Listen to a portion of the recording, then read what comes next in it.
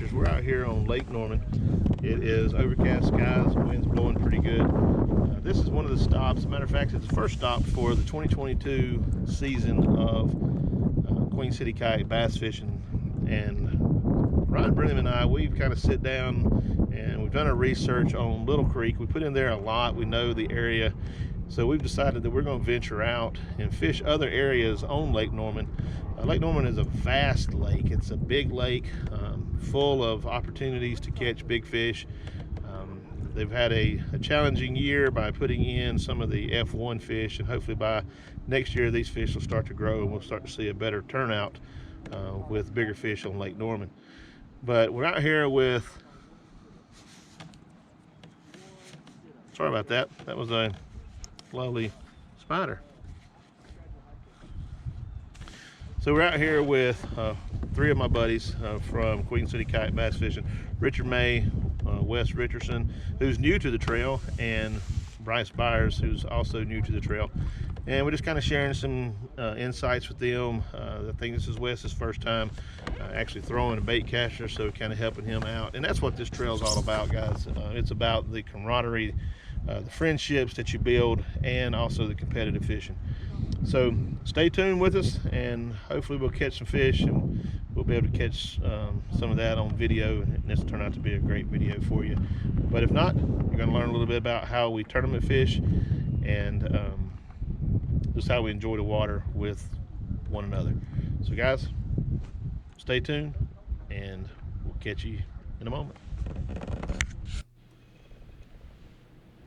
After fishing that point, we moved over to a set of docks that are sitting out on a point right before you go around the bend to go back into a deeper cut. As you can see here, what I'm doing is I am throwing a V-twin buzz bait just up against the bank, pulling it by that dock, seeing if I get any type of reaction bite here around this area. As you can see, I'm going to throw this several times and see if I get any type of reaction bite.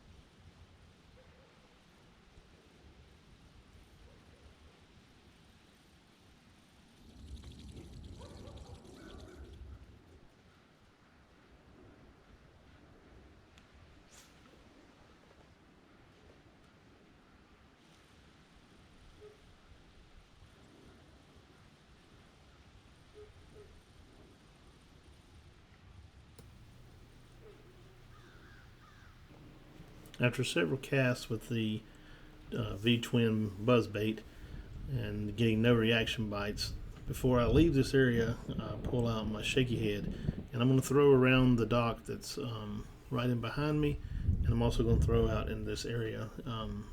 This area has got a little bit of rocks in it. You can feel it by the bottom as you're pulling across that.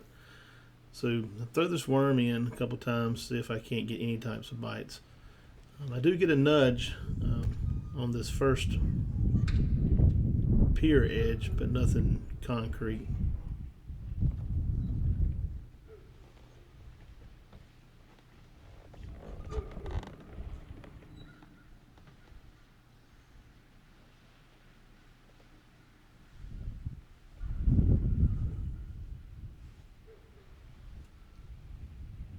As you can tell, we shot in over here just to pretty much get out of the main channel, and we got a little bit of calm water here also. So we were both working these piers and with shaky head, Ned rig, jigs, just seeing if we could actually get a bite. When the overcast skies hit and the fall fishing comes, I mean, it's either fish or famine. You can be out there and you can be on them catching a bunch of fish, or you could be struggling and grinding as hard as you can just to try to put one in the boat.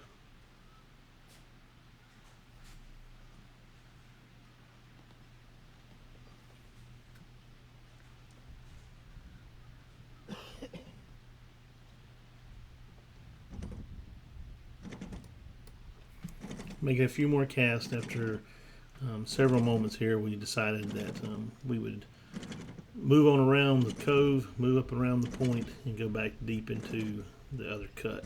And just get out of the wind, fish, and just see what we could find over on the other side of the banks.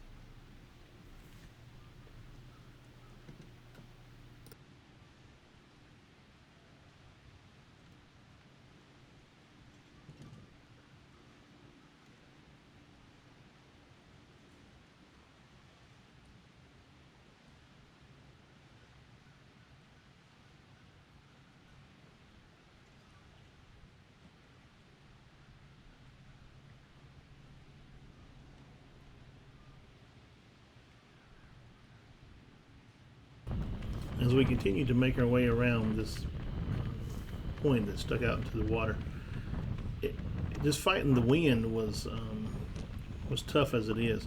As I came around this area here, as you can see, I'm throwing a wacky rig weightless up towards the bank. I was getting bites as I would throw in my shaky head, and it would go down. I was getting bites and nibbles on the way down. So what I was trying to do is use the current as it was pushing into the bank area from the wind by taking it and just floating a wacky rig in that area. A lot of people think that you just throw those wacky rigs underneath your docks and up at laydowns, but you can actually use them offshore in deeper water, and you can use them to as a floating lure that's coming back into the current.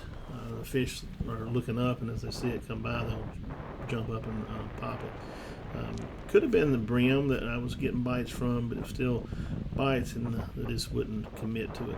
But as we come up through here, we're going to go back around this corner, and in the next scene, you're going to see me. Actually, I came around throwing the same, threw a Ned rig out, jumped a little bit, and caught my first fish.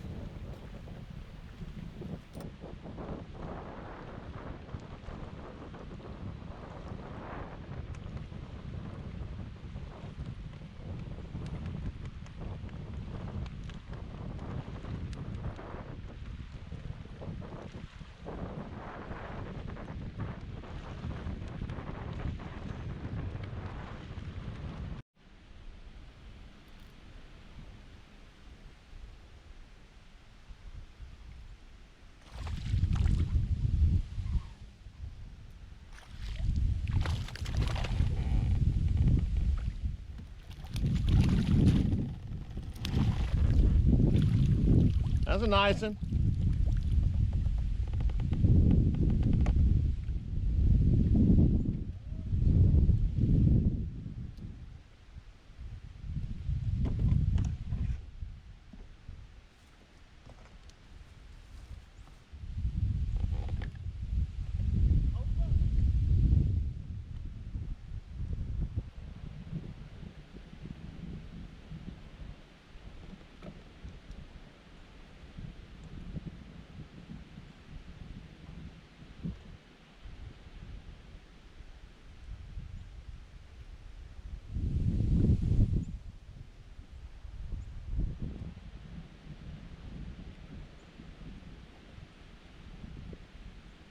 All right, guys.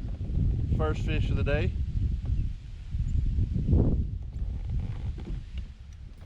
All right, so now you've caught your first fish, and now you have to take the time to put it in a fish clip, and you're going to put it back in the water, and you're going to start getting everything ready. So what you're going to see me do here in a moment, I'm going to show the fish probably one more time. What I'm doing there is I'm measuring the fish. I haven't started doing anything. I'm just goofing off right now. But in a tournament situation, you want to make sure everything is in place. So what I usually do is I'll take that fish and I'll put it on a fish clip, put it back in the water, and let it continue to swim as I continue to get my things ready.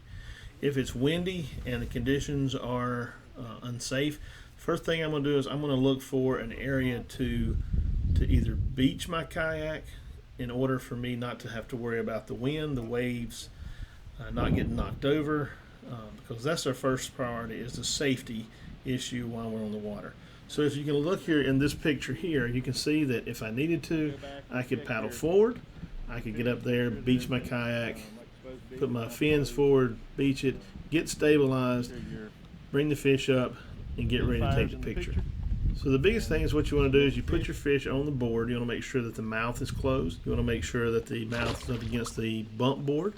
And you want to make sure that your camera is facing over top of the fish. And your picture should look something like this.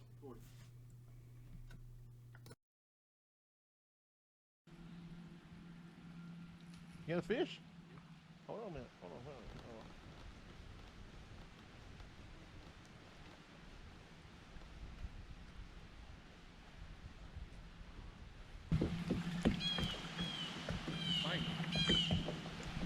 Guys, get you cooked up on something here. Big old blue. Big.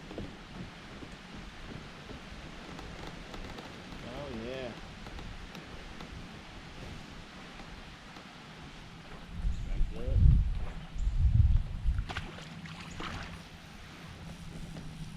Boy, you talk about a catfish, that's a good one.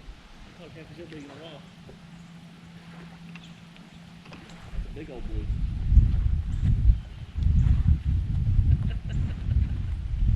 You got fish gripper with you? A little pair, yeah. I got my needle nose pliers.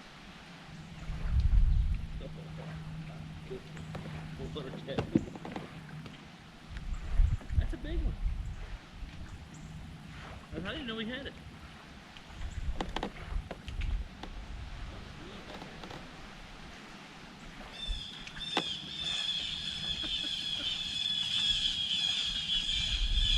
He's running towards you.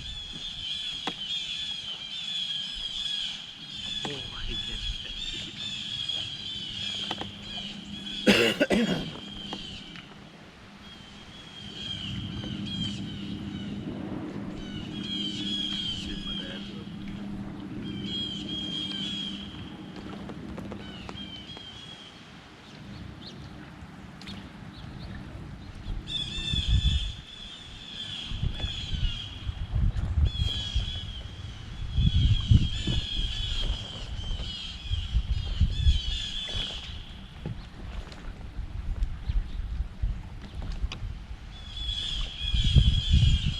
What are you doing? Fighting this giant fish.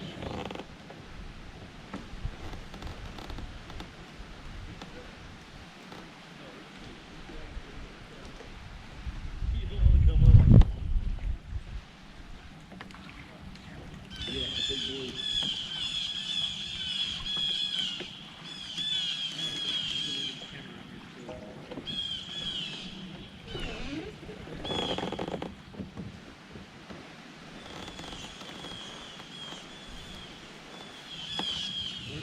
With Michael with that?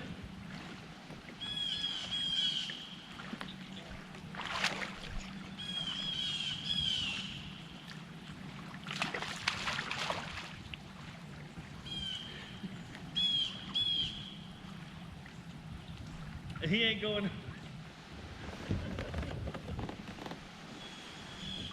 He don't want to come off, Jack. Look at that fish, guys. I mean, that is a nice one. Oh, that's in the end of the mic.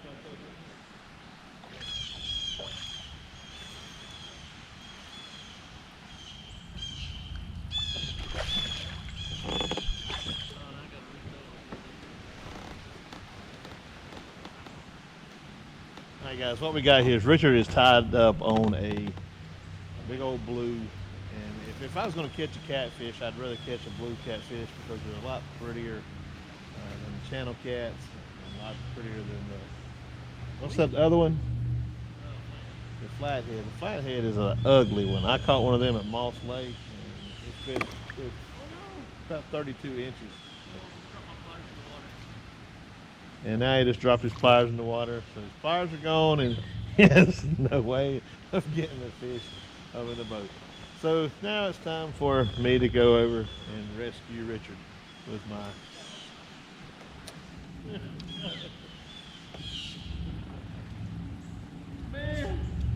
And guys, that's another prime example of things that you do during tournaments. We always say that if you want it, tie it to your kayak. If you don't want it, don't tie it to your kayak, because that there is a prime example. You just had it, slips, and it goes in the water. Same thing with your phone. Make sure you have it tethered to your kayak. That's a very expensive drop in the water.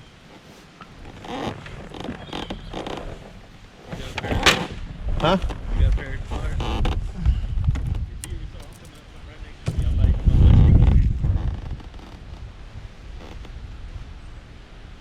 That's a big cat. That's a little bit. I believe it, but.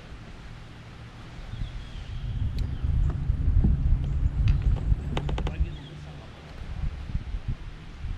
I have to reach across like that. That's a big cat.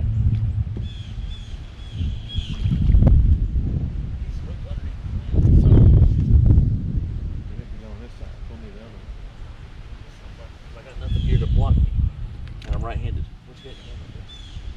Another pair of pliers and ain't. I just need to get them on this side of the boat. He's hooked on the lip.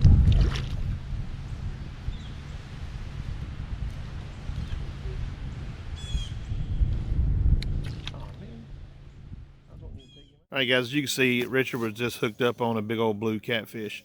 Once you catch a big blue catfish with your bass setup, they pretty much mangle the rod, mangle the line, just slime it all up, and there's a possibility if you were to get hooked up on a bigger bass that it would break that line. So go ahead, take the opportunity to cut that line off and put on a new leader.